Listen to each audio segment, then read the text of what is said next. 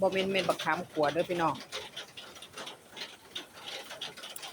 เม็ดบักมี่ขัวค่ะแซ่บแซ่บผู้ใดบ่เคยกินก็ลองเฮ็ดเบิ่งเด้อเอาไปต้มแล้วมาขัวค่ะแซ่บหลายกินในวันที่ฝนตกโอ้ยเฮ็ดไปทั่วพี่น้องเอ้ยฝนตก